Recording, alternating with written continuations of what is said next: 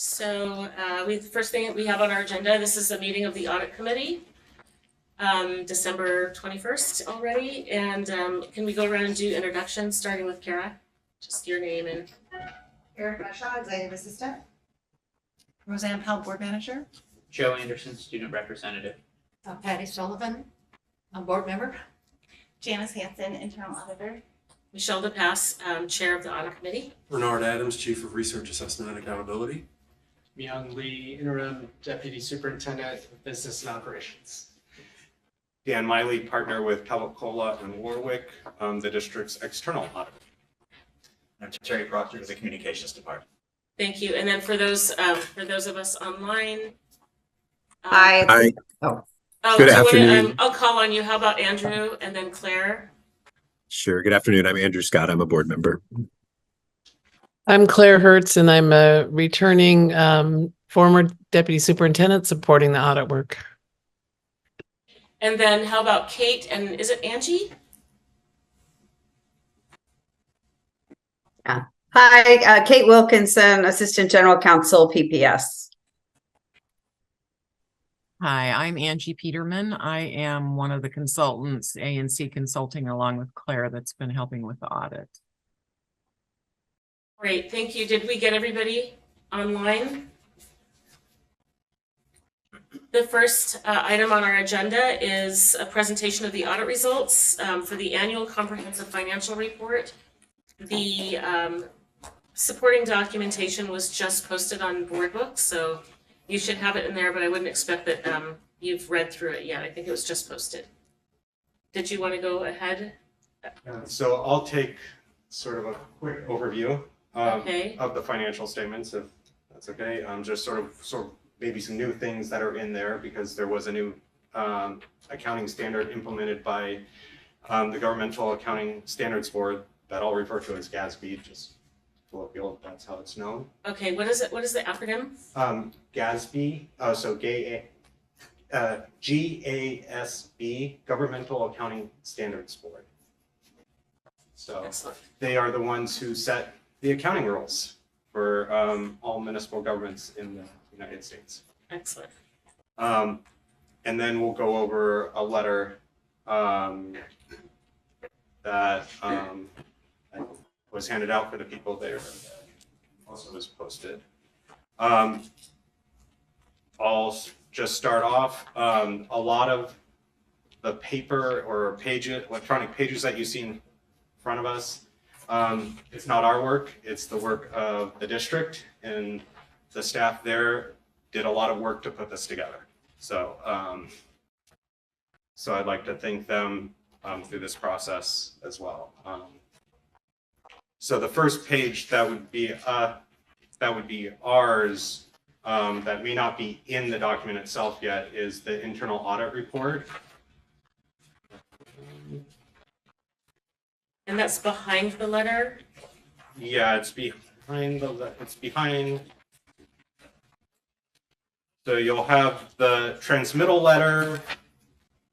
You'll have awards that the district has earned for financial reporting from the GFOA, so the Government Finance Officers Association, and I always mess up. So is this under TKW Reports 2023? It's 24 pages? Yep. Okay, great. So So there's that's in Board Books. So there's 4 separate reports in there that are letters from us to get attached to that will be inserted into the financial statements. There is also a schedule of findings and question costs, which I'll go into as well. And then there's also the communication with those charged with governance, the audit results, which is also in paper in front of you. So we'll just sort of go through the annual comprehensive financial report, also known as the ACFR, then the single audit reporting, and then we'll go through the letter. If you have any questions at any time, feel free to ask. Excellent. Jump around. I will. Sometimes I forget that not everybody's an accountant. So Yes, I think there are very few accountants so in the room. yeah, so feel free There's a that few. if, hey, I can ask. Okay. answer your question. So the first report that is ours is the independent auditor's report. A change that they made last year, which I think was a good one, is that they moved the opinion right up to the front because that's what everybody cares about. The good news, clean, unmodified opinion for the district. So that is, things are good. These financial statements, in our opinion, based on the test work that we did, and as Young and his team can tell you, it's a lot of test work. And then it gives a little bit about how we come to that conclusion, and then responsibilities, and then what responsibility and what our opinion is on the different sections of it. So you have financial statements, and then you have supplementary information, required supplementary information, and we give sort of in relation to opinions on the budget schedules, but then there's other stuff in there that we could say we don't give an opinion on, like the statistical information provided by the district. So we keep it more on the financial side of our opinion, and the other stuff we say, yes, it's there, and we're not aware of anything that makes us think that it's wrong, and it doesn't contradict anything that we know, Okay, essentially. okay. That's sort of the layman terms of all the words. Moving on in the financial report, you'll then get to the management discussion and analysis. This is the section that we encourage everybody to read. It is sort of what it says it is. It's management's discussion and analysis of the changes from last year to this year. So it gives a comparative of the information of the statement of net position, which is the district's balance sheet on a full accrual It's basis. here. And the statement of activities, which is the district's income statement on a full accrual basis. So that's with all the liabilities and assets according to the rules in there. And so it's a good place to start.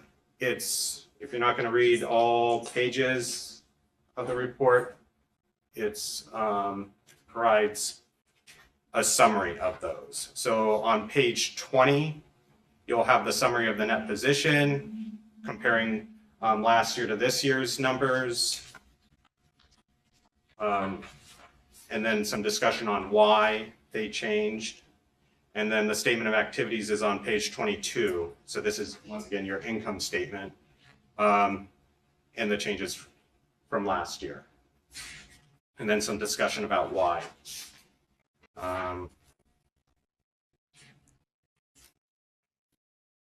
Moving on to the statement of net position, you'll see the first of a couple new items for there.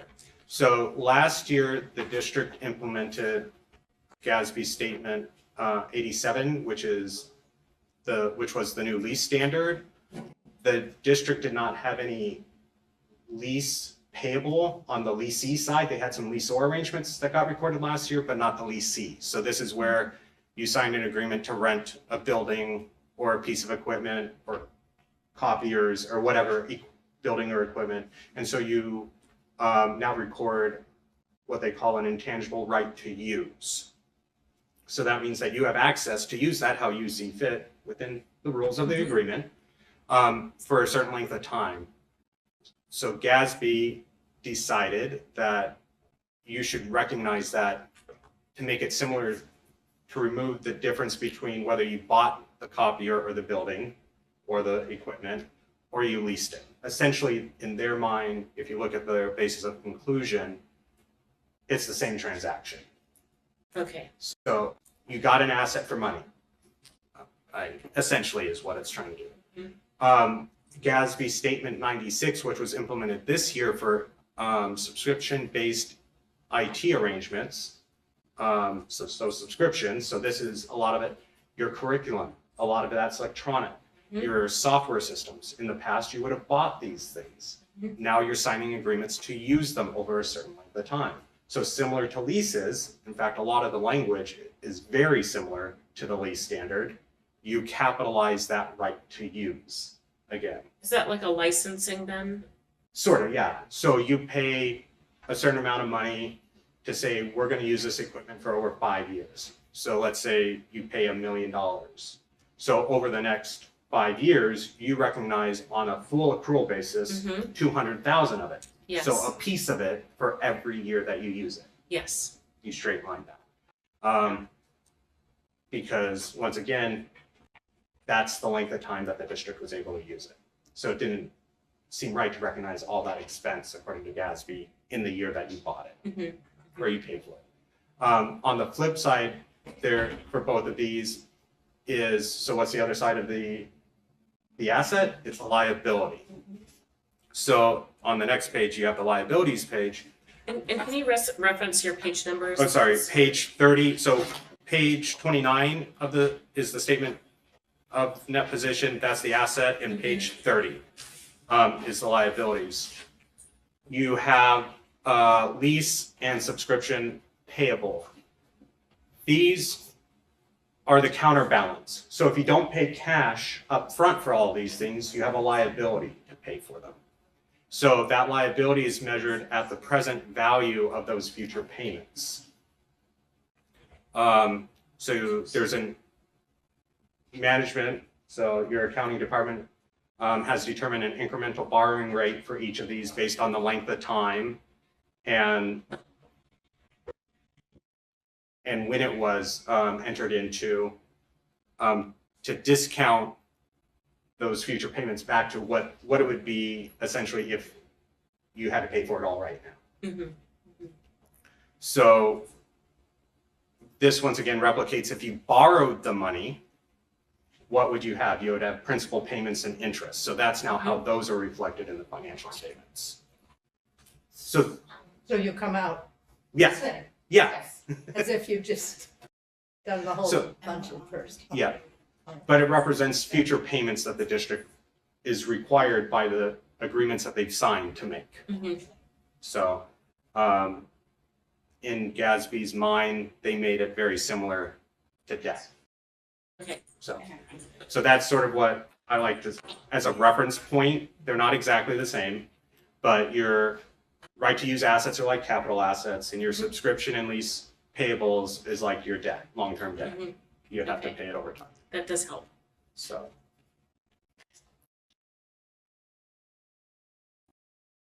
The next page, page 31, is your statement of activities. You don't see too many changes in there, but once again, some differences is that those payments that used to be made and expensed all away regarding subscriptions are now taken out, recorded as principal payments. And now you have more interest there as well. And then the amortization is now recorded in expense.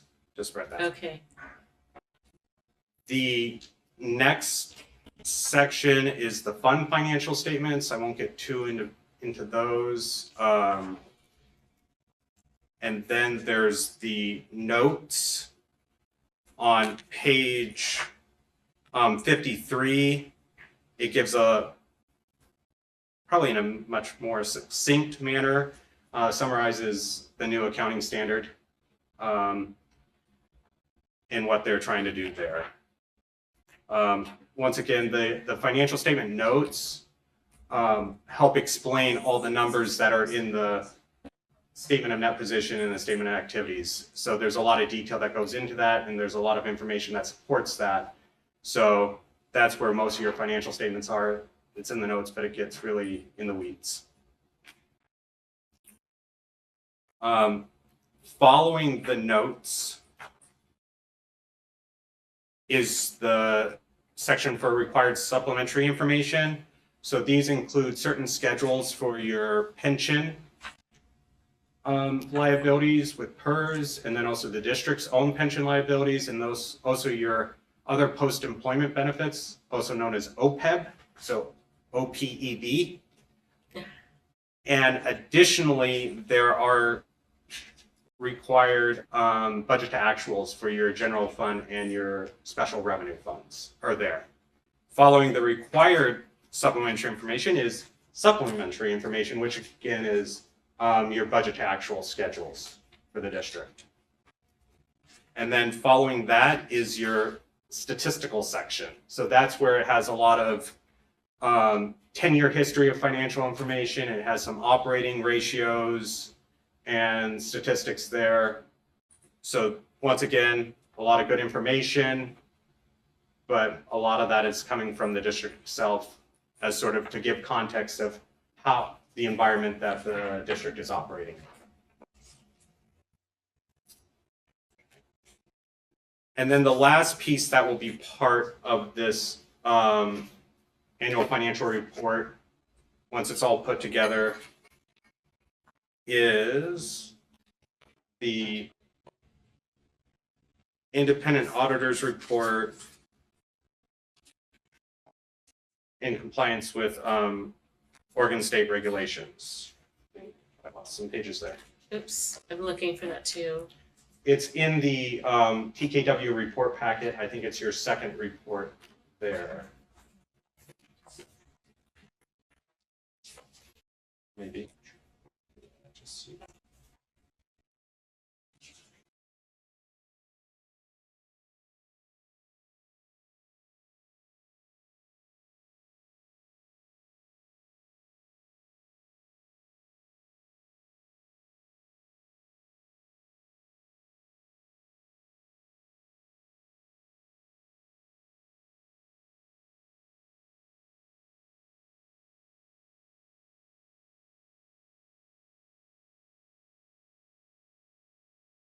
The independent auditor's report on compliance and internal controls over financial reporting based on an audit of financial statements performed in accordance with Oregon state regulations. So state law has what they call Oregon minimum standards. So this covers certain things that's covered in the report. So making sure you're putting your deposits that whereas allowed by law. So you can't just pick any bank, it has to be certain banks that could support. Pretty much trying to minimize the risk to municipal governments. There's restrictions on how much debt that the district can take. Budget law, that's where a lot of this comes in. How funding from outside sources, investments, state school funds, public contracting law, and law goes on. So these are all requirements by state law, and one of the requirements as a municipal auditor is that we have to check these things and give a report to the state, to you guys, to put in with your financial statement. So the Secretary of State knows whether or not you're complying. The good news here is that we are not aware of any exceptions to Oregon minimum standards. Excellent. So that is good news. So, That's great news. yes, that is very good news. Thank you. So Yeah, the we've last had, couple of years, we've had minor things. Yeah, minor things. And this year, nothing, so Nothing. that's excellent. yeah, so Yeah. we've had like teachers' experience, which that can get messy just, and then some of it may be luck of the draw, but we tested and we did not find anything in the sample that we selected. So that is very good news. That's good. Yeah. Good to know, yeah. The next section is, I'll go over, is the report on requirements for federal awards, which is outside of the ACFR. Right. This is in a separate attachment that's Okay. posted. Book. It's the CFA FY23. I believe it's the very last one under number 2. Draft Portland Public Schools CFA. Yeah, Correct. CFA. Okay, thank you. Thank you. You're Did I talking say like an that? auditor. Did I was just gonna ask if I said that correctly. Yes, you did. Okay, So that's the, appreciate it. yep, schedule of expenditures of federal awards. So this is because the district expends over $750,000, and they do it by more than a little bit. The district's required to get what they call a single audit. So this is an audit of federal awards. And it's pretty prescriptive by the federal government. The Office of Management and Budget, OMB, sends out a compliance supplement every year, which is around 1,000 pages for telling us auditors of what we should do and how we should do it. And that's in addition to uniform guidance, which is the actual federal code. So the first report that would be in there, because one of the requirements of uniform guidance is that you are audited underneath not only generally accepted auditing standards, but also governmental auditing standards, which is auditing standards, what we call the Yellow Book, which is put out by the Government Accountability Office of the federal government. So once again, Yes. yeah, so. I don't see that letter posted. The I'm wondering if the latest version is up. I just noticed that what we have posted in board books has many pages just marked draft that are blank.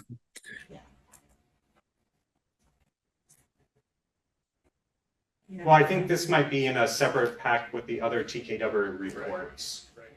Oh, I see, yeah, there are a lot of blank. It looks like placeholders. Safer, so they're going Okay. to eventually be harmonized. Yeah. So we issued another report that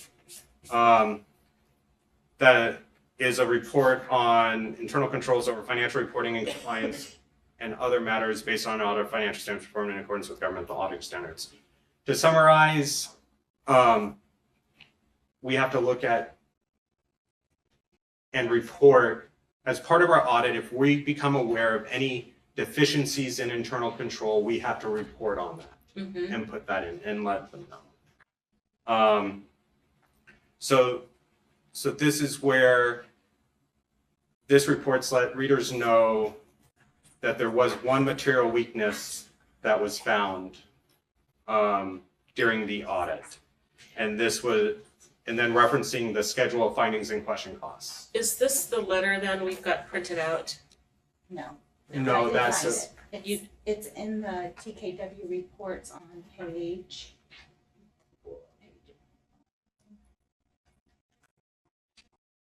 Page 9. Page 9. Yeah.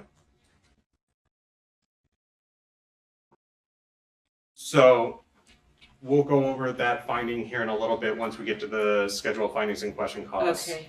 The next report in that document, the uniform guidance, what page, do you have what page that is on?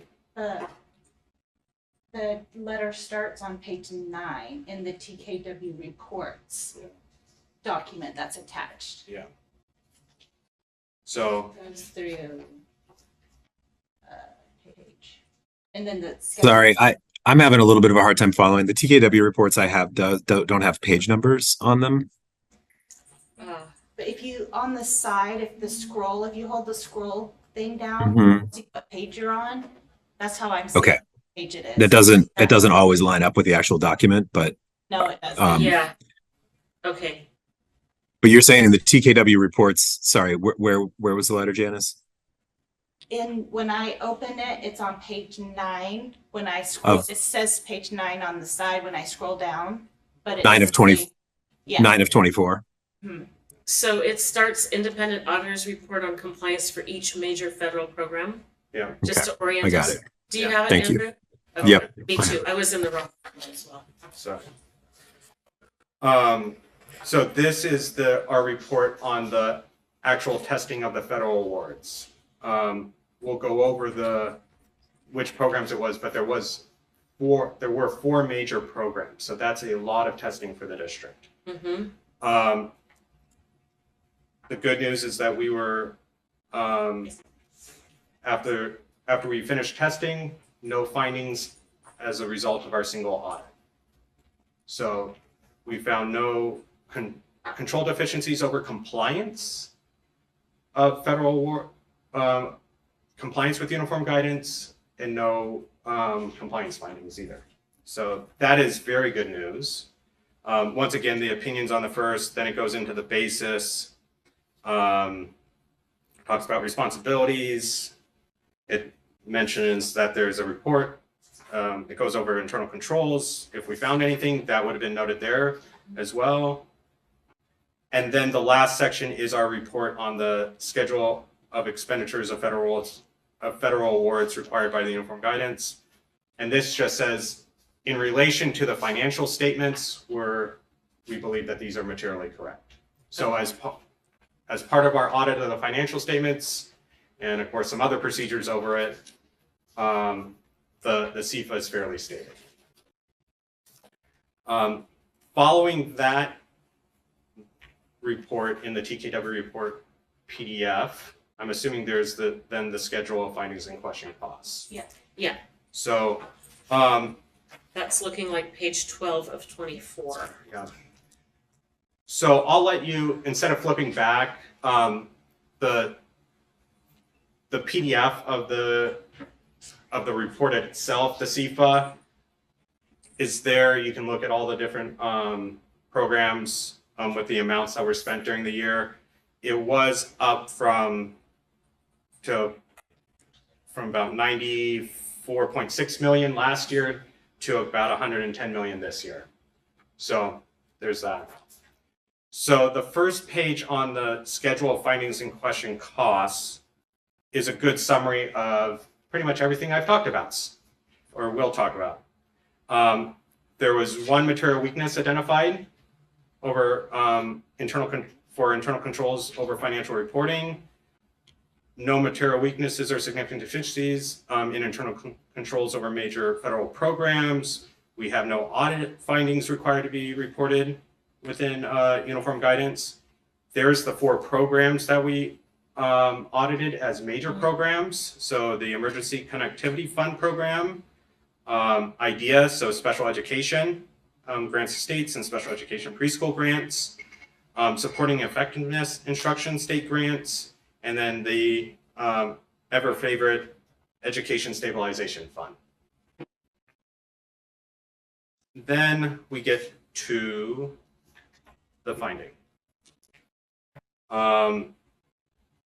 So as we were going through the audit, we found 2 transactions that were recorded incorrectly in the trial balance presented to us.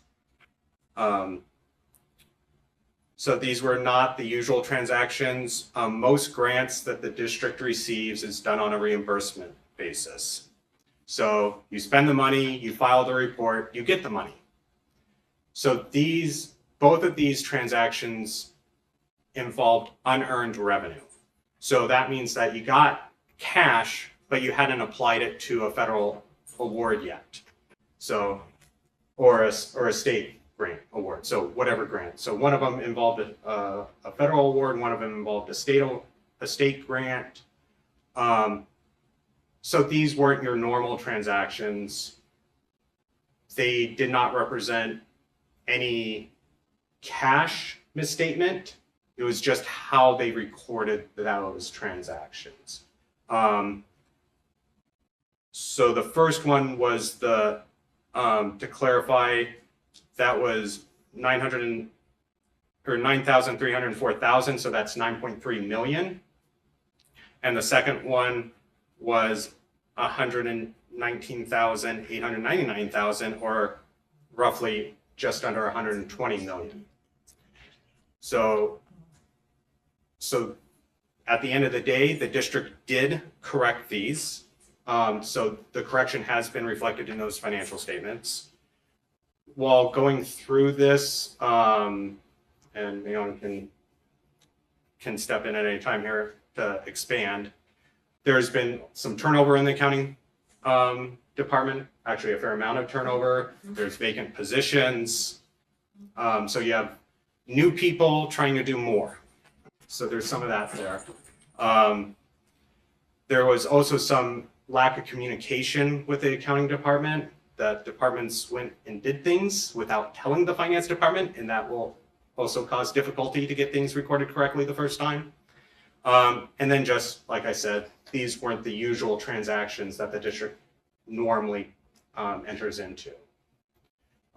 They happen, but they aren't, and there's processes for them, but it's not the routines type of stuff that they do. So is part of this, so there's turnover and maybe a lack of communication. Is there some part of this that once someone has been in a job for a while, it's a recording error is what it sounds like. They're Yeah. big recording errors, but Yeah. is it something that you would expect once people were brought on board and onboarded and were familiar with their work? I would expect so. Also, if you were there for the whole transaction, so some of these Mhm. was recorded on by one person, the original transaction, and then the reversing entry to actually record it was done by another one. So you had sort of a changing of the guard. Mhm. And so, yeah, I would expect if the people there now ran into this transaction again, because we've had a lot of discussions, Okay. it wouldn't happen again. But it is some big numbers. And so it's learning. Okay. But Well, we're learning institution, so. yeah. Can I ask a question? Was the I just going into a little bit more detail, was the revenue just reported in the wrong way or the wrong place? Or was the 130 million roughly not recorded at all in the financial statements originally? One was recorded twice, so the 9.3 million was recorded in one fund, but they wanted it recorded in another fund to be in accordance with how things normally happen, and so it just got recorded twice. Canceled each other out, so there was no impact on fund balance or cash or anything like that. It was just trying to clear out that unearned revenue that was recorded at the last year. So sort of that transaction of how do we get it out of one place and where we want to record it now that we know what it is and what we want to do with it. The other one was cash that came in the door and was recorded all as revenue prematurely. So it was a timing issue. Eventually, this should be revenue for the district. The 120 million was for the relocation of a middle school. So the state legislature told DAS to make a grant to the district. They made the grant. And in that grant agreement, it's supposed to be spent on certain things. So you don't earn the money until you actually spend it on relocating the school. Does that answer your question? Yeah, it does. I guess I just want to be really clear because I just want to make sure I don't want to understate the issue, but what I think I hear you saying on this state grant is that we got $119.9 million and our accounting staff recorded that as revenue into the district. But because of GASB rules, because we hadn't, actually, I'm not going to try and explain why the GASB rules exist as they do. That should have been recorded as unearned revenue. Yeah. Is that correct? Yeah. So, and again, tell me if I'm understating the problem, but this is really like, we got $120 million. We put it in category A. GASB says it should have been in category B, and we didn't catch that right away. And so that stayed on our books. And that is part of this audit process. It became clear that it should have been in category B. And so we've moved it to category B. Essentially, yes. Okay. So. I love how you simplified that, Andrew. Yeah. Like I said, there's no cash missing. There's nothing that wasn't recorded. There was no cash that wasn't recorded. And this is just how do you recognize the revenue and expense associated with those transactions. So, and it shows up as a material weakness and not just a deficiency because of the size of the grant. Is that from your perspective? Yeah. Okay. So quantitatively, 120 million means something to the district. And also we're also not looking at it just on the district as a whole. Our opinion, which I can go into a little bit further, the opinion on the financial statements is on opinion units. So we give an opinion unit on each major fund. So each fund we have to look at, is that fund materially stated as well? So that's where something may not be material to the district in total, but to the fund that it was recorded in, it would be material. But only if it's a major fund or Well, you have significant for all funds. Well, you have the opinion units are government, for the district anyways, this isn't all. So the opinion is governmental activities, major funds, and all aggregate other information, which for the district is only the internal service revenue, the internal service fund. So pretty much all the funds, at least at the reporting level, so you have a lot of sub-funds that the district uses to help manage the finances. But at that top level, pretty much every fund is its own opinion unit in essence. So we have to look at each one of them individually, and then we also have to look at everything in total.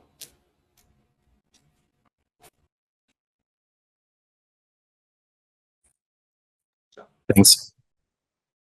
I think that the second part that Andrew simplified for us makes sense now, but I still don't understand the expenditure piece.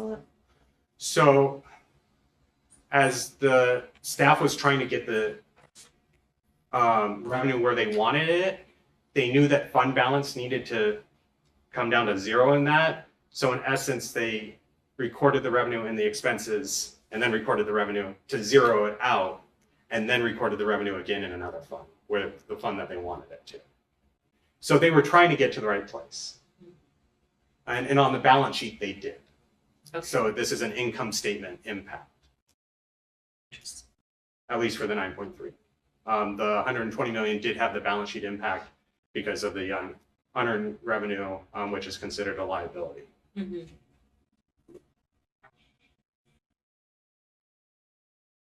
So. And then the recommendation.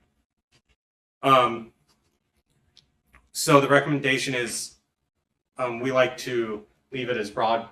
You guys know your business better than we do and how the operations. So we just say, well, district policies should be implemented to prevent this going forward.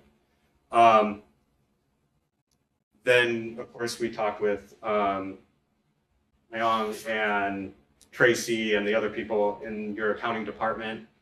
They came up with a corrective action plan, which we reviewed. I don't know if Yes. That's also posted in the material Yeah. as yet another document. Yeah.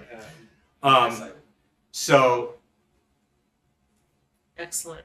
So yeah, so district management has responded. Mm-hmm. They have a plan forward. They concur. They concur. So sort of an unfortunate incident, but it all got corrected at the end of the day.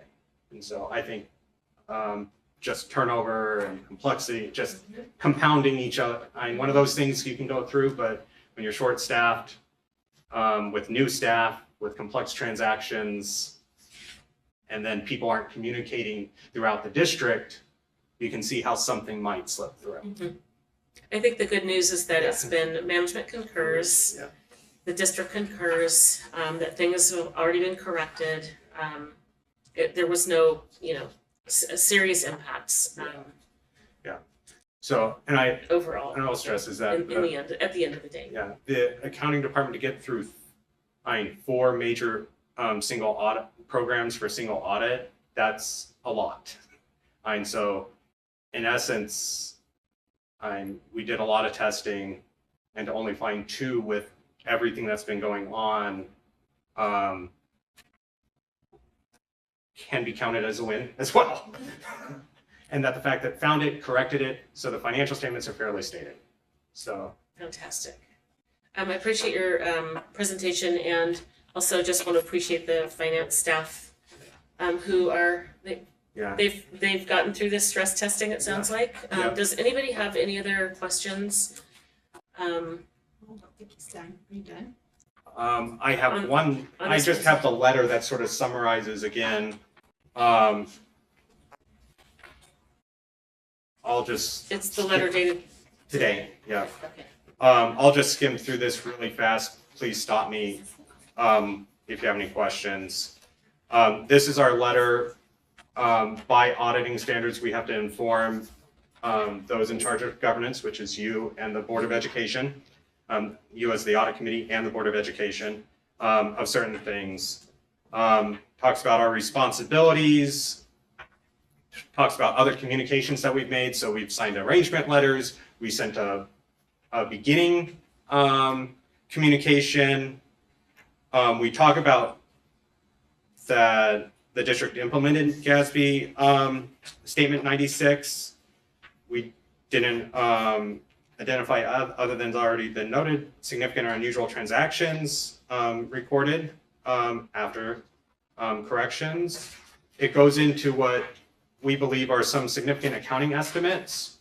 Accounting estimates involve management decisions. They have to use their judgment to make these. So those charged with governance, as part of a responsibility, we encourage them to review those estimates to make sure that they don't indicate any management bias. Because estimates are judgment, so they create a little bit more risk. So we want you to say, hey, this isn't just you got $1, recorded $1. There's something more there. So investments are recorded at fair value. Once again, the district has the good people at BNY Mellon help value those investments for you guys. But still just make sure that, hey, does this seem correct? Depreciation, so that's based on estimated useful lives. So is the district expecting a vehicle to last 100 years? That doesn't seem right. And so just those kinds of things. Self-insurance claims, so these are incurred but not reported, so you don't really know what's out there, so you have to guess. And then, of course, there's pensions and OPEB, which is PERS and all those future payments that you don't know yet, but the district uses actuaries, or PERS uses actuaries to determine the PERS numbers anyways, of their best guess, because we know the number's not zero. So they have to estimate that. And then also the subscriptions themselves, that liability is based on that estimate of incremental borrowing rate and estimating that present value. And the same thing with leases. Next is, once again, goes over those audit adjustments laid out a little bit differently in a table format at each opinion unit. We're not aware of any uncorrected misstatements other than those that we would consider trivial. So you can imagine that there may be $1 or $2 off, but we're not going to trace down the penny. So so there's that. We referenced the internal control and compliance findings that we already talked about. We're not aware of consultations with any other accountants that the district use. Next goes over future fund. So future GASB statements to be implemented. The list is getting shorter and shorter each year, so that is hopefully good news. There's sort of one out there, so GASB statement 100, accounting changes and error corrections. This is more of if something goes wrong, how to record it. There was the diversity in practice, as they call it. So different governments were doing different things, and GASB came out and said, hey, we should all do it this way and use this terminology, have these disclosures.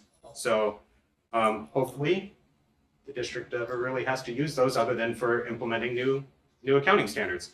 And the next one is compensated absences. Once again, this is trying to modernize the rules around leave. So when the rules were first developed, you pretty much only had vacation time and sick time. Now you have sick time, vacation time, PTO, unlimited leave, every variety. Dependent care. Yeah. And so, yeah. Say that again. Mental health days. Yes. Yes. So it goes over, if it falls in these buckets, this is how you record it. Now, once again, trying to get into, there's a lot of, because there was no guidance for a lot of this stuff, you had a lot of variety out there, people recording it different ways. So once again, trying to get everyone, at least trying to get somewhat comparable information. Next is an important thing for us is the responsibility for independence. We like to remind people that we are independent auditors.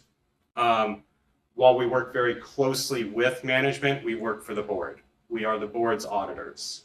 So we work for you. We could not do our job without management. Of course. And we appreciate all the assistance that they help us with trying to work through and gather all the documentation required to give our opinions. But at the end of the day, we can't make management decisions. So there's that. And basically it says we're going to try and maintain our independence, and you're going to tell us if there's anything that might impair our independence. And then there's a copy of the management representation letter, which is a letter that we get at the end of every audit of here's all the stuff that we represent to you. I'll let you go through the laundry list there, but it's 86 items long. Yes, wow. So we touch on pretty much every one of those points at some point during the audit. So this is once again the last chance for management to tell us, yes, this is what we're representing to you. So. One very small thing, I think in the letter from the district, and I'm not sure if I saw it somewhere else, it notes that the governing body will plan of action will adopt it at January 9th, 2023, and it'll be 2024. So I think we just got the year wrong. Okay. Oh, and the corrective action plan. Just a typo. Thank you, Andrew. Does anybody have any other questions or communications? Thanks for the finance team.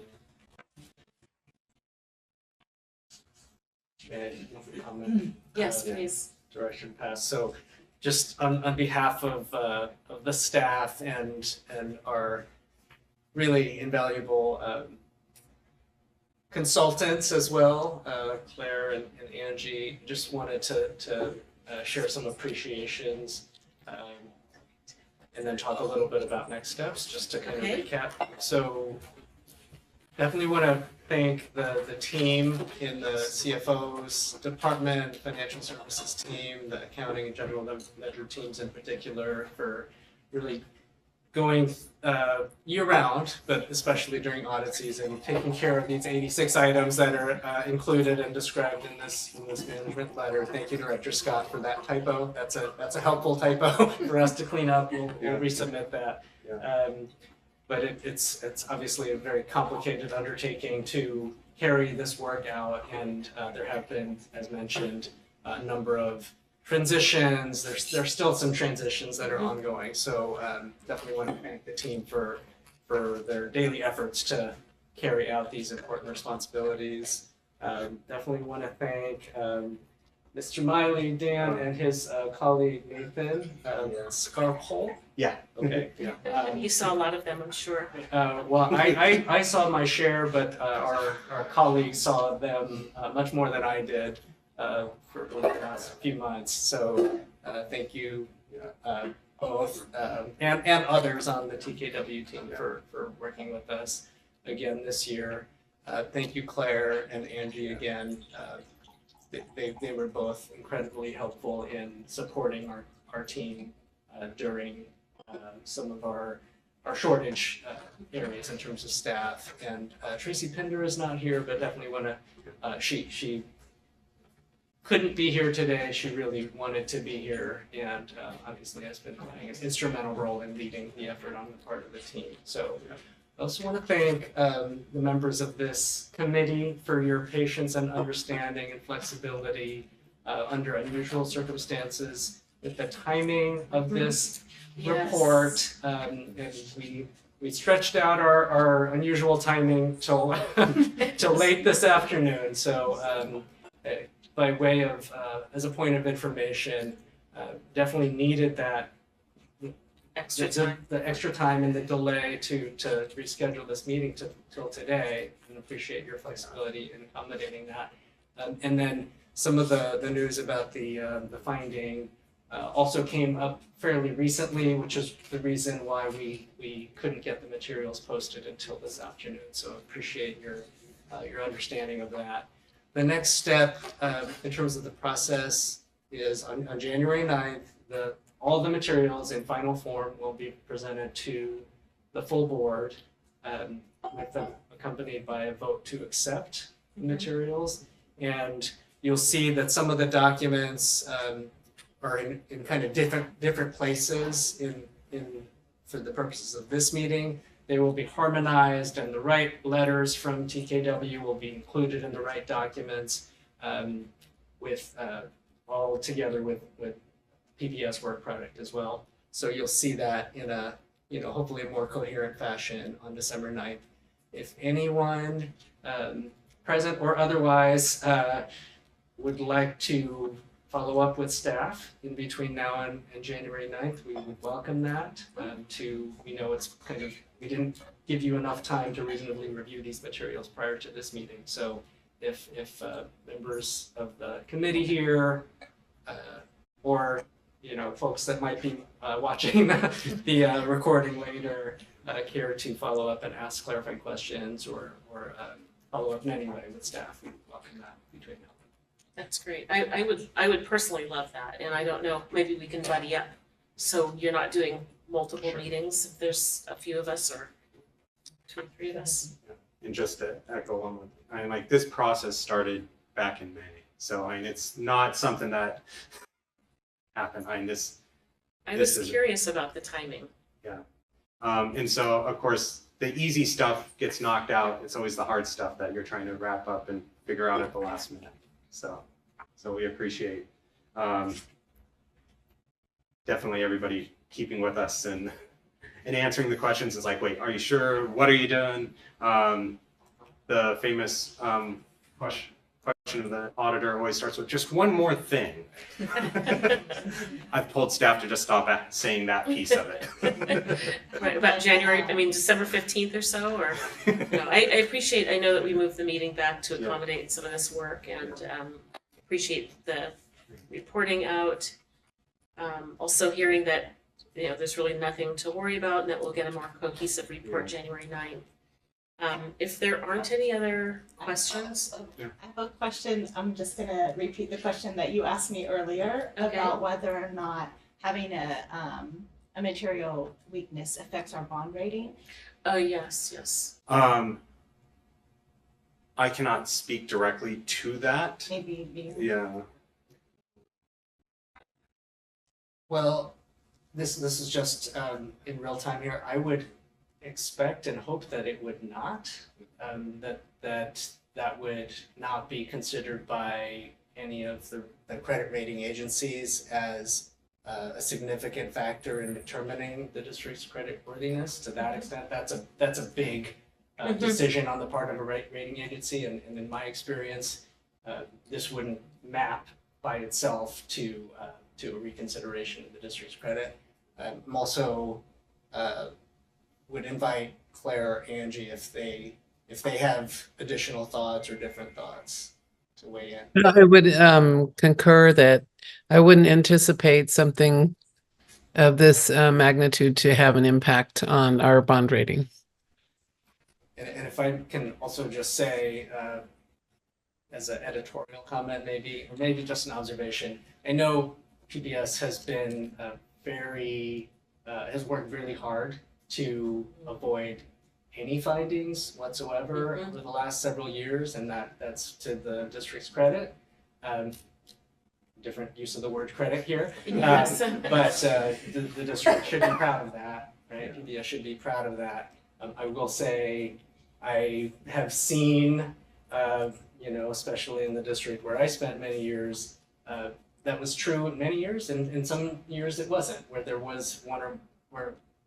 one or more findings in the annual audit process. And similar to what we discussed here today, there's a clear articulation of the issue that was spotted. District concurs or partially concurs or disagrees and states their corrective action. That's filed by the state regulators, overseers, etc. So long story short, I don't see this as a particularly unusual event. Certainly, we want to get back to 0 findings as quickly as possible and forever.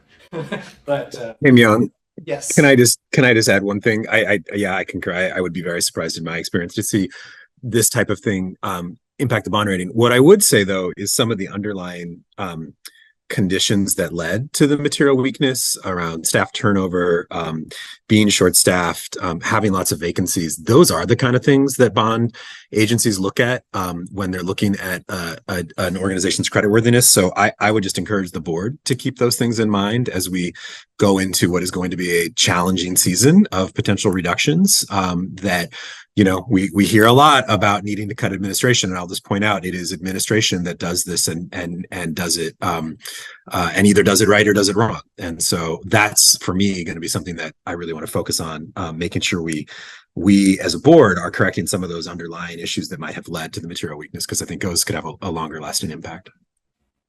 Thank you. Yes, thank you for that. I have one more question. Sorry. Just one more question. Just to clarify, one more question, last thing. On the schedule of question costs at the very bottom, it says we're currently identified as a low risk entity. Does having this finding, it's not a single audit finding, I'm not totally sure. Does that mean we're no longer considered low risk? Short answer is you will be considered a high risk auditee for the next 2 years. That's what I thought. Not So- 3. So you have to have 2 years, and pretty much 2 clean years of no material weaknesses. Not that it's okay, but if you have a significant deficiency, it's not considered a high risk auditee. It's that material weakness that pushes you up to the high risk auditee. There's other things that can impact, of course, that lower high risk auditee thing, but we anticipate this gets handled. We do 2 years.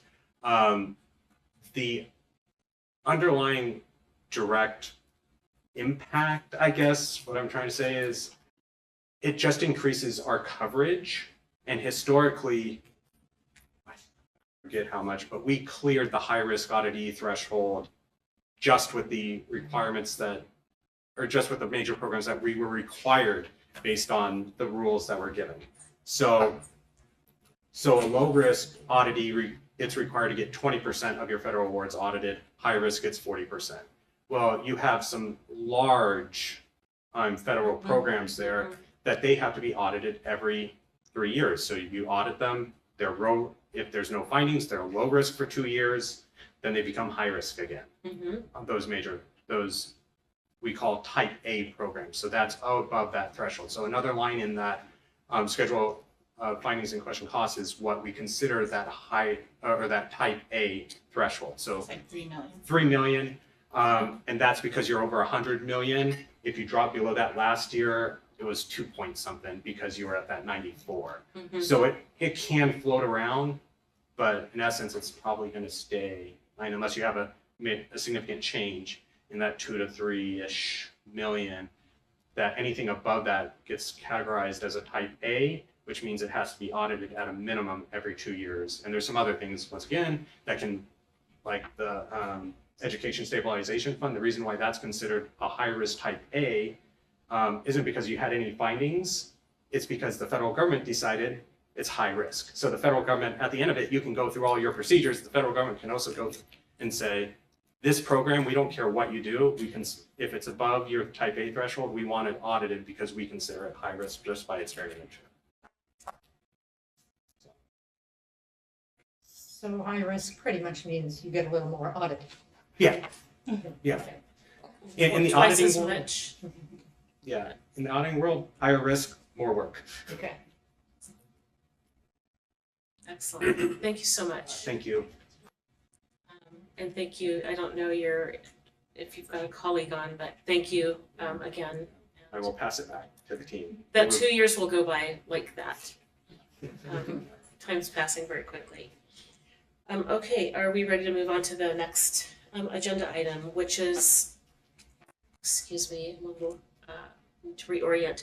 It's the contracts audit, status of implementation, and also posted in Board Book. And for those of us that are here in the room, we've got hard copies if anybody would like to look at hard copies. I had a hard time reading the Board Book. It's really tiny, so Yeah. we're this isn't the entire every single item. We pulled items that we wanted to follow up on or share, I would say share updates on. Did you want If to? you want to leave, you're welcome. Oh, yes, sorry.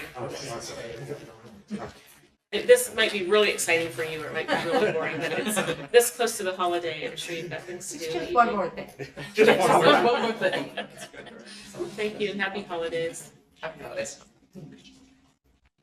Should I go through what's been highlighted? Yes. Or Janice, do you wanna?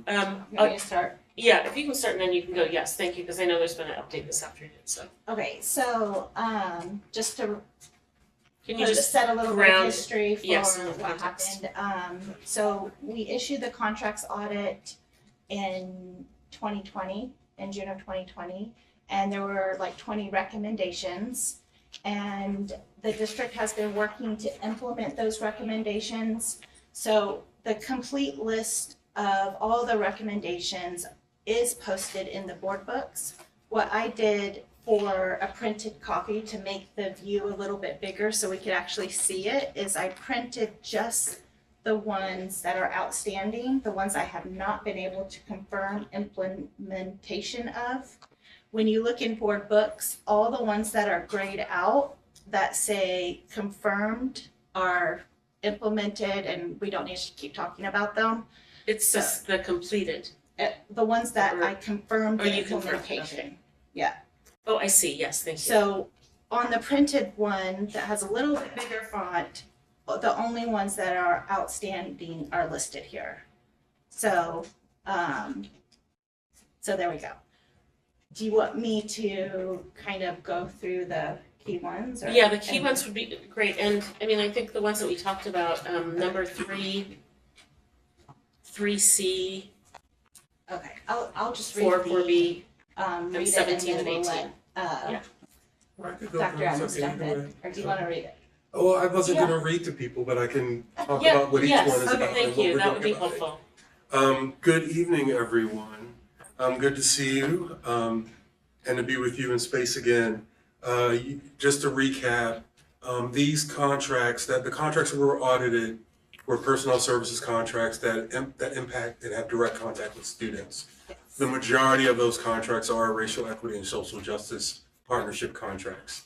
And I inherited leadership of that department as of August 1. So Janice has been quickly onboarding me to what's been going on with the audit and what needs to happen.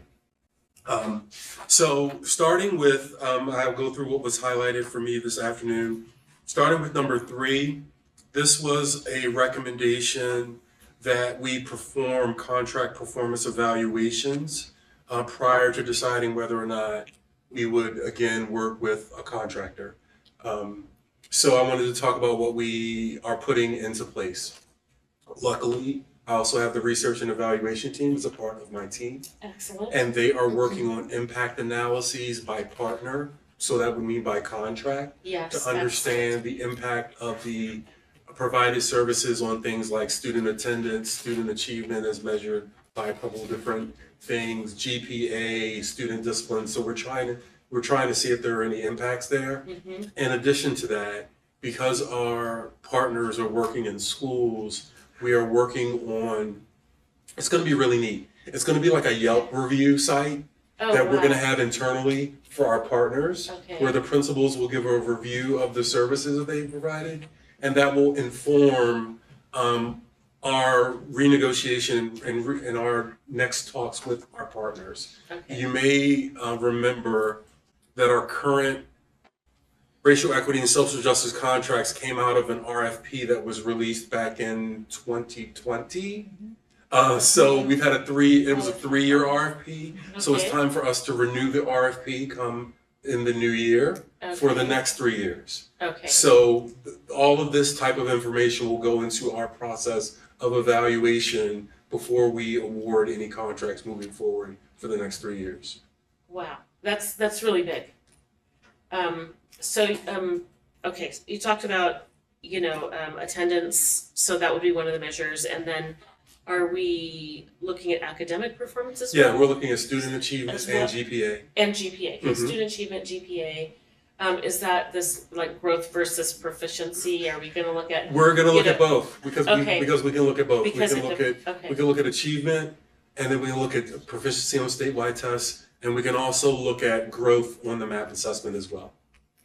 Okay, and then I don't want to Depending, get too as much in long the as the weeds, but I'm curious, students, like as what long as the students are in grades 3 through 8, right? At the high school, Okay. we have to look at like GPA and other Sure. things, but at the elementary, middle levels, we can look at MAP in 2 different ways, and then also look at state assessment results.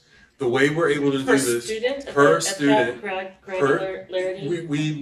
what we do is we look at each partner and the students they provided services to. Okay, So partners give us a list of students with their IDs, whom they're serving, and then we can load that into our data systems and match it with all the student level data in order to run the analyses ourselves. fantastic. So we're working on that. Those should be, and just for those of you who are very date oriented, we expect the impact analyses to be complete by February. Okay, I actually just this afternoon, but I haven't had time to look at it. 2 months? Mm-hmm. For last school year, yes. yeah, it's a look back. It's a right? look back, but we'll have those done by February. I just this afternoon got an example of one that I need to look at to provide feedback to my team on, so I'm excited about that. We'll have the review platform or tool will be built by basically the first week of the new year. And then we're gonna send it out to principals and hope to have that information back by March.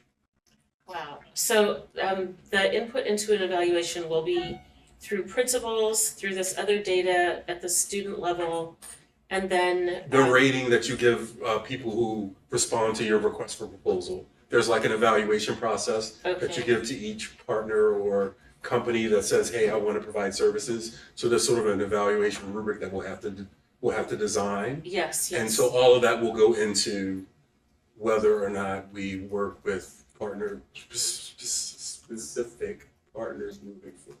And if there's a partner maybe that we've been working with, is there a way to offer them to improve or? I mean, Sure, we because I have- guess if you have the rubric, then everybody knows what the expectation Right. is and what the performance. So measures this are. isn't, in our internal analyses, our impact analyses aren't, they aren't designed to be gotchas. What we do is we have quarterly meetings with our partners. We haven't had that yet this year because of the work stoppage. To be honest, we just weren't able to, and the timing wasn't right, because we were gonna have that in November and then we weren't in school. What we're planning to do, one of the ideas for our initial meeting with them, which I believe will be in early February, we'll talk about a lot of things, but one of the things we're gonna do is share partners' impact analyses with them. If their data were clean enough for us to do an analysis, and if their data weren't in a way that we could do analysis, to sit down and provide them support, so that when they provide their data throughout this year, we hope to be able to do analyses on this year's data moving forward for them. Excellent. Thank you. And I'm just curious, because, we have to say yes to these contracts. We're looking at them. Will there be reviews there that we can see as a board when those come up to be voted on? Let me talk to the purchasing. What I don't know is if we're able to disclose the scores through the RFP. So I don't know all of that. That's out of my wheelhouse, so I don't want to misspeak. But maybe we could get to. What I think she's referring to is, when you post the contract, then the review and evaluation would, for that contract, previous contract, she's wondering if that can be posted. That not can be, a yes. review We of can- the we can- current contract that's Right. in place right now. For someone who's returning through the Yes. next RFP, yes, we can do that. Okay. We can do that. You want that Yelp page. But approved by you. I think I'm really happy to hear about this because this is something that's I've been curious about. What are we measuring and are we measuring impact? Not to put a dollar figure on everything, but for every dollar that we spend, what is the impact of each dollar that we spend in certain communities? Sure. And we'd want it to be, something that's substantive moves the dial, especially for our kids that aren't, meeting the standards. Yeah, and might it be spent better elsewhere?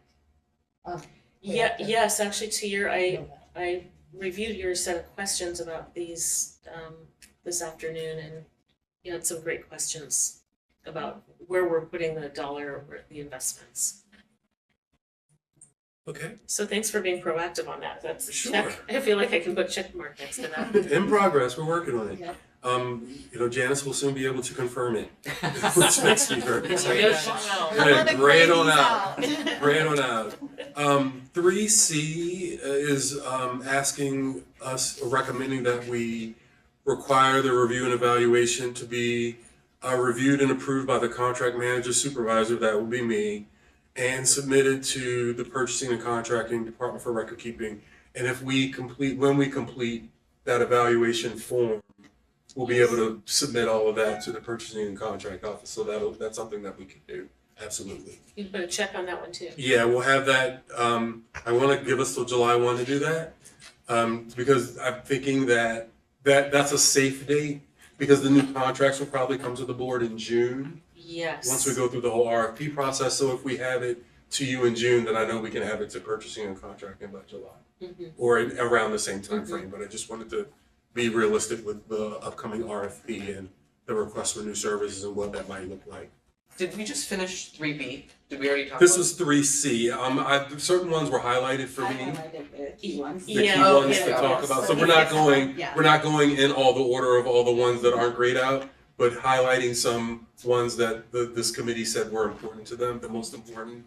From I just rattled them off. They were, it was like 3 and 3C, 4 and 4B. 4B, 8, and then 17 Okay. and Okay. 18. 17. So with 4, Oh, did you have a oh, question? sorry. Yes, sorry, correct. Yes, the polygram is frozen again and not moving around the room. Terry can move, It doesn't look change it up frozen. real quick if we wanna, if we just need a second. It's not to tracking the to voices. Stop and Okay. change that.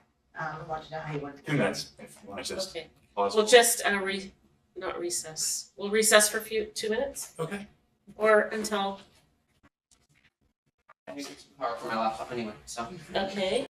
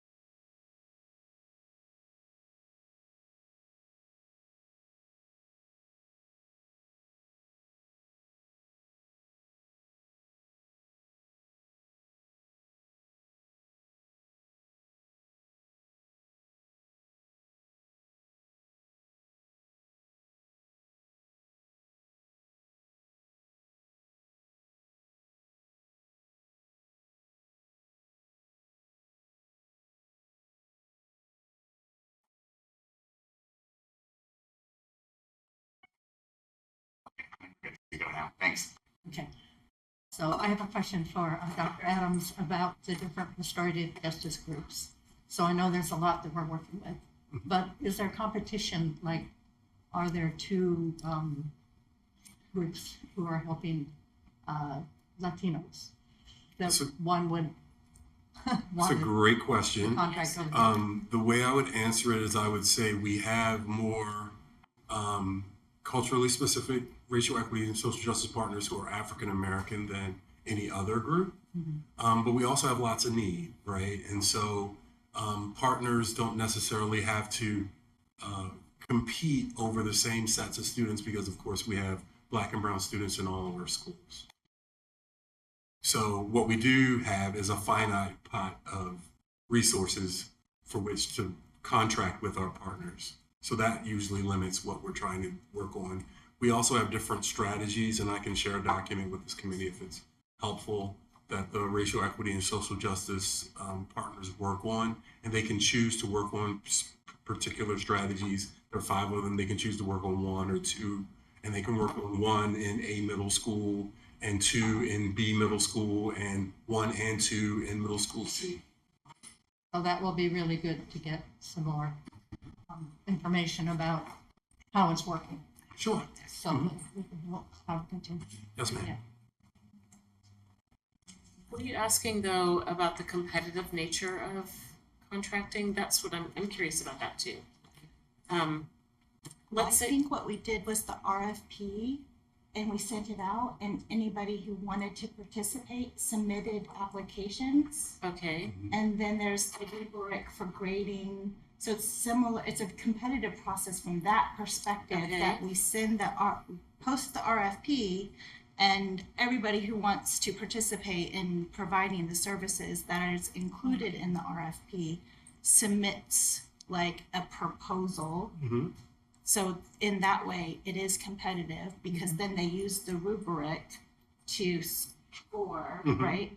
Score them and then pick so it is competitive from that perspective in the RFP. Okay, so the next step is how's the job being done? Yes. And then there's people out there. Okay, great. The next 2 we'll talk about, because one is nested, is 4. I actually had a question for number. I actually had a question for number 3. Sure. It was. I'm looking through the scope of work for, and this seems to be constant across everything I've looked through. I've looked through Open School and Latino Network. It calls for us to do measure or grading on each contractor for different points. And when I'm looking through Open School, it has a section on page 6 for analyze the following measures regarding partner performance and impact on students, attendance, GPA, achievement, sense of belonging, referrals, and discipline, and it's just a blank box. So it seems like they're getting put in these documents but not actually being filled out across everyone that I've seen for the scope of work. Sure. So what I can share is that when I inherited this department in August, the contracts were in process. Yeah. So what I'm committing to you is making things more prescribed and discreet moving forward, because I can't change what happened before I was in charge. So in other words, that would be.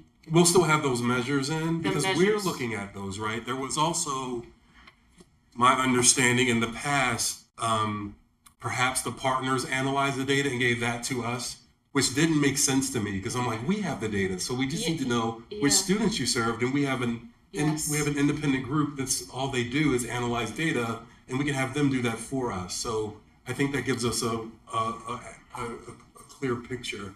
Unless I'm misunderstanding because I don't have my device with me. Now that you mentioned it, now I think I might perhaps understand. So it's blank on the side where for the contractor, because they're not going to send us anything. We're going to internally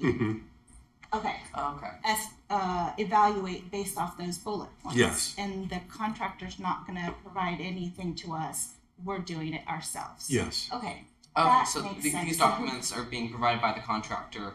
And They give us what they give us are the students that they serve and the student's ID. And we match that up, and then we can match it to students' achievement data, their discipline data, their attendance, et cetera, and then we can run analyses to understand. And those aren't done by the racial equity and social justice team. Those are done by the research and evaluation team. So it's a different team who that's their area of expertise that does that work. And it's somewhat independent too then, I mean. Right, because they have nothing to do with the partnerships. Yeah. And so that's just going to be starting, right? Yes, we're working on it now for last year. We're looking back at last year so we can understand performance that will inform what we do moving forward. The writing of the RFP, et cetera. And the scope of awards work. and yes. Excellent. Thank you. And I know it's a big body of work that we've talked at over the last few years. Sure. Did that answer your question, Moto? Yeah. So are the scope of work, so I'm looking at, I went back a little bit on the workbook to the August 28th meeting, going over some of the contracts that we had put in. And those scope of work documents, are those, because I'm looking on page 6, contract performance measures, is that just data handed to us by the contractors? Or is this Can you read document it? generated Can by you read the data elements Yeah, to me? I'm trying to follow it too, so. Number, just like the different sections on the table. Is that, I just don't have my device, so I can't track it with you. Number of students served. They give us that. Number of hours per family. They give us that. Number of families served. They give us that. Yes. Number of hours per student. They give us that. Staff demographics. Yeah, it's their staff. Yes, they provide that to us. And then got it. Okay, cool. Thank you, Mona. Yeah, okay. I just want to double check that those were generated by them and not us. And because then what we can do is we can do analyses that say, or we can ask the question, is there a relationship between the number of hours you are provided as a student and your attendance, per se? If you're working on a mentoring strategy, like maybe the connection with the mentor is then being realized through your having a stronger connection to school and coming to school a little bit more frequently than you otherwise would have. So we can ask those types of questions. Okay. Those are those pivot tables. It could be a pivot table, yes. So if we look at, thank you, Myung, for that. If we look at number 4 and 4B, 4 talks about really the specialized scope of work and having specific performance measures and expected outcomes. And what I can say is the contracts that came forward in August are using the specialized scope of work format. And I know we need to clean up and get more specific with the types of performance measures. Again, that was in process when I took over in leadership. So that will be in place moving forward with new contracts, which will come to the board in June for July 1, or August, whatever the first day of school is, start date. So that'll be in place by July 1. Fantastic. Thank you. Sure. In terms of 4B, this is again about talking about performance measures. So it piggybacks with the last one. It'll be in place by July 1. And maybe you also, I don't know the scopes of work, but my notes have, the section 5 is there, but it's blank. So I know what you're referring to. Yeah, that's what I'm talking about. Yeah. Director DePass, I have number 9 identified as one you wanted to talk about, but you said number 8. Number 9. It is number 9? Let's see. Number 9, and 17 and 18, those kind of go together. Yeah, they do. Let's see, for 8, why did I have 8 there? Developing. Oh, that's reviewing contracts. We can go, looking at the time, we can go through at 9. We skip 8. We can go to 9 and then 17 and 18. Sure. Because they are related. So 9 is about making sure that contract management responsibilities are being performed. I see that as a part of my supervision of my team and my staff. So I that think we do, yeah. you do as well, right? I'm glad That's great. I'm glad we're on the same This page. is really great. I'm so excited. We agree. I am And too. so this is in place now, right? I have Okay, great. with my contract managers, I have either weekly or biweekly check-ins where we're talking about lots of different things, including contract management responsibilities, because I understand that that's an area that was a concern and an area that came up in the audit is one that we should address. So this is in place. Also, I have not had, the office has not had a person in charge of the racial equity and social justice partnerships for 2 years. Yes. There's been a challenge with hiring, and I think there may have been not budget for it. I don't know. I don't have that history. But what I can tell you right now is I have budget for it. I have a position posted. I have interested applicants, and we're looking at. I'm hoping to get somebody in the seat in the next 60 days. Wow, you're already ahead of it. That's fantastic.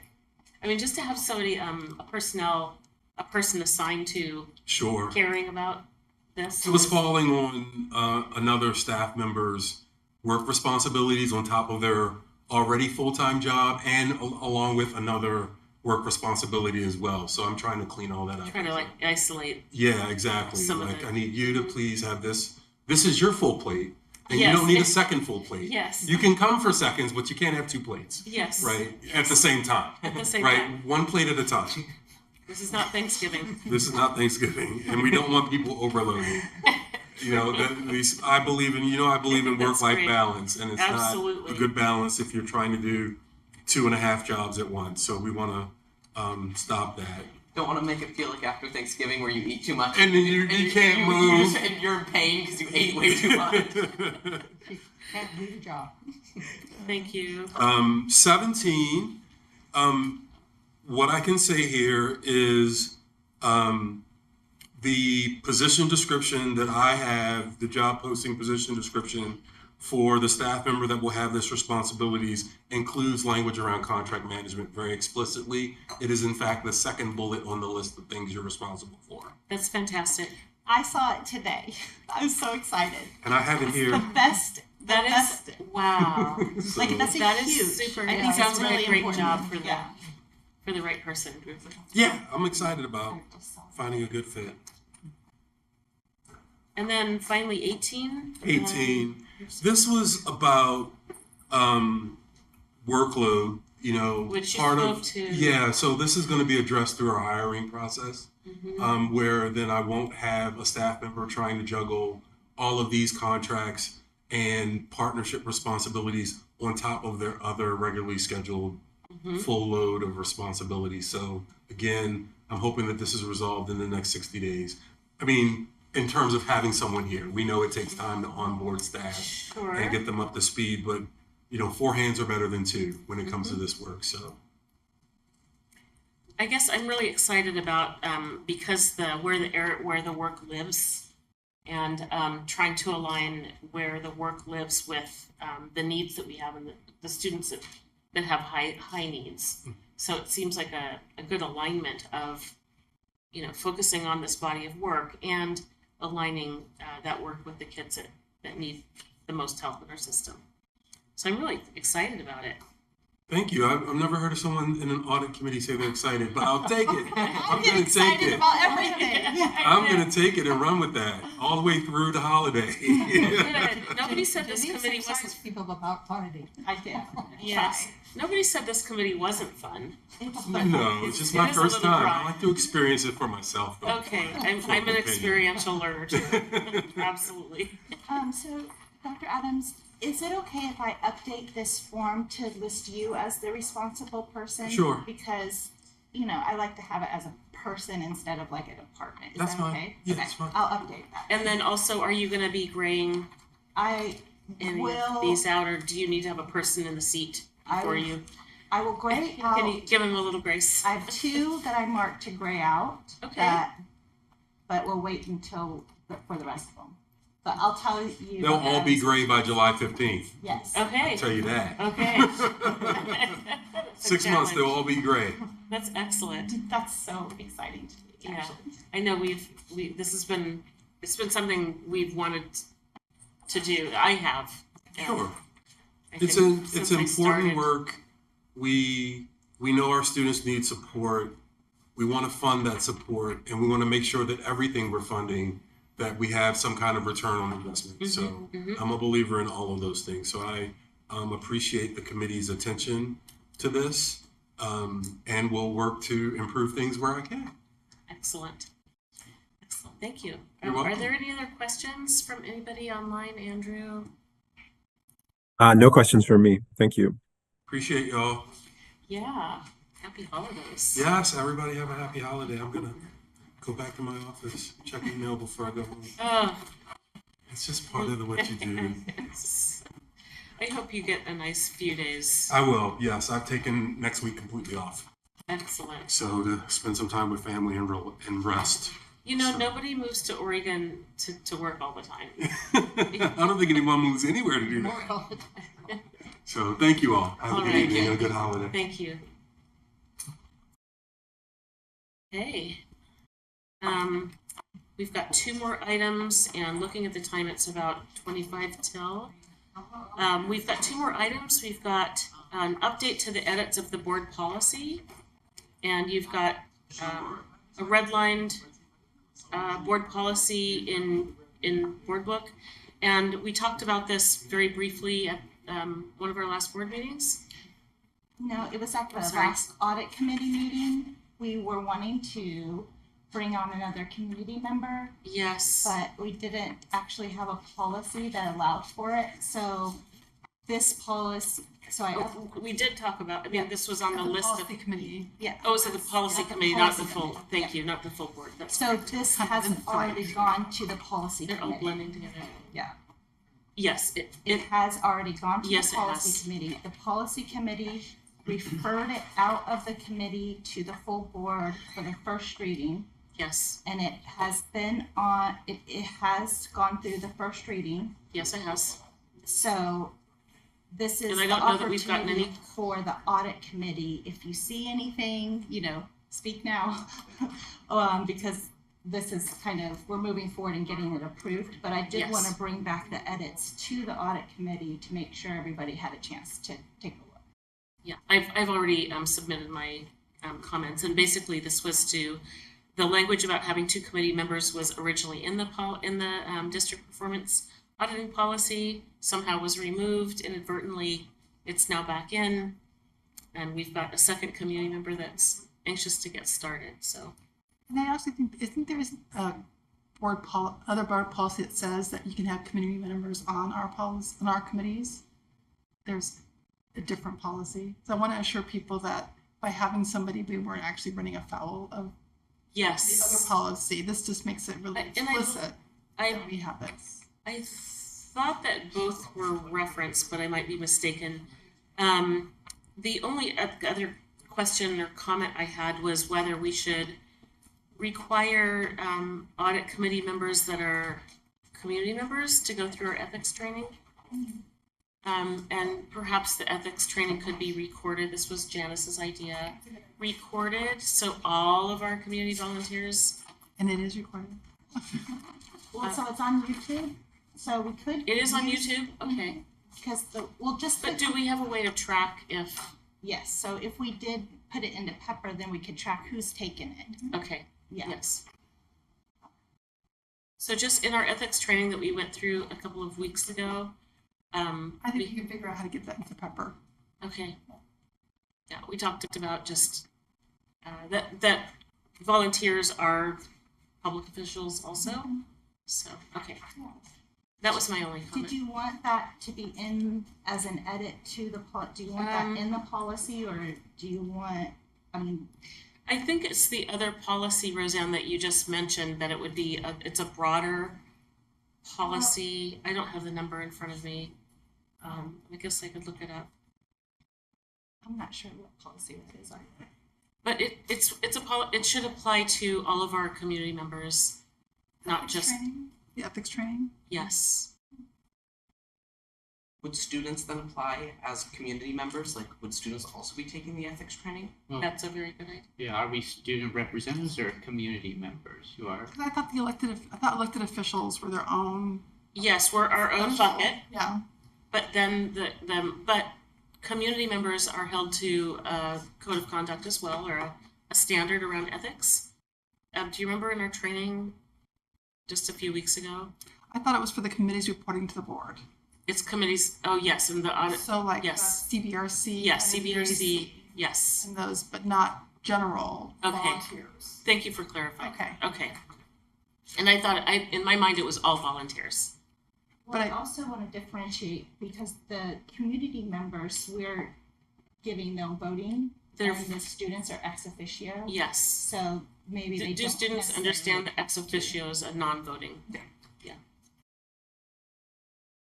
So maybe the students might not necessarily need to take it if they're. Yes. I'm just saying. Perhaps they There's a could little bit of a for difference. perhaps they could for extra credit. For fun and excitement purposes. And lifelong learning, and because it's an interesting topic, and I said board meetings were fun. Well, before a board meeting started, like a month and a half ago or something, and you guys were in another meeting, and everybody in the room turned around, looks at me, and just goes, "You find this fun?" The one thing I am curious about is I am not on the district student council, right? So I'm not a student representative for the district, unlike Joe. So where do I fall in? Because That's a fall in under the discretion. discussion Yeah. of the chair. Okay. And Michelle, you previously mentioned, sort of off the cuff, possibly giving student representatives, at least on the board, voting powers. I think I might have shared that I meet board members from all over the country, and some boards have 2 student representatives, and of some of those boards they have voting. The student representative can vote on board activity. Okay, thanks for Yeah. So Detroit, I believe, is one of those that has 2 student reps. There are a couple in California. There's one in Texas. I can get the list if you're interested. I'm gonna take a little bit of fact finding, but yeah. So they're voting board members. At the board level, the student representatives are voting, and not in every district, but in some districts. And there's a movement of students, by the way, that are working to make sure every single student rep has a vote. I think Jackson is on that. He's working on. Yes, he is, as a matter of fact, yes. I met a bunch of these students in Denver about a year and a half ago that did training at our conference. So yeah, there's a very strong student activist movement. So we're okay moving, like, no, this is moving forward and we're just gonna keep it going, moving forward, nothing, no changes, okay.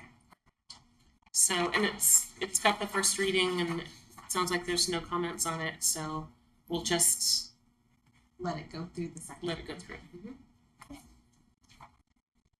The last thing on the agenda is you guys asked last meeting for a rough template of what we're going to do for future meetings. So I use this for myself, so I just am giving you what I already made. But I pop into this section things that I think are going to be needed in that meeting. So on the agenda, for example, in the February meeting, we'll need to talk about the OIPA budget, and in the May meeting, we'll need to talk about our annual performance evaluation. So I popped those in to the meetings, but there can still be more things if anybody wants to add to it. We can discuss more, but I just try to drop in the priority things so you can know what to expect at future meetings. Well, I appreciate it. I find this helpful to refer back to. And we only have 2 more meetings this year. So we've got, our next meeting is February 28th at 5. It looks like a really full agenda. And then our final meeting for the year will be May 15th, 2024. With that, I'd really love to give everybody their 16 minutes back because it's the holidays and it's just the right thing to do anyway. Unless there are other questions. Nothing for me. Appreciate it. I was just noticing that the other policy says that community members are non-voting, and this one says they're voting. So there is a conflict there. Okay. Yeah. So we'll, there's a conflict between whether community members are voting or non-voting. I think, so can we have further discussion offline about that and figure out a path forward? So that's a policy for the whole district then? The board has a policy on committees. Is the policy number? It's 1.20.014, and it says on number 7. When was that last amended or updated? 2017. Right? No, 2002. It's been a while. Ah, But that was one thing we referenced before about why we weren't concerned about having that committee member join, is because there was another policy that allowed for it. Yes, okay. So the question is whether or not audit committee members are voting members. It sounds like it's in conflict with another policy, but let me, probably need to reach out to legal. Yes, and Work through that. policy chair. And policy chair. Yeah. Okay. All right. Sounds like Then, we'd be easy fix. Yeah. Maybe. yes, and at that, I think we're adjourned. Thank you. Thank you. Thanks, everyone. Merry Christmas.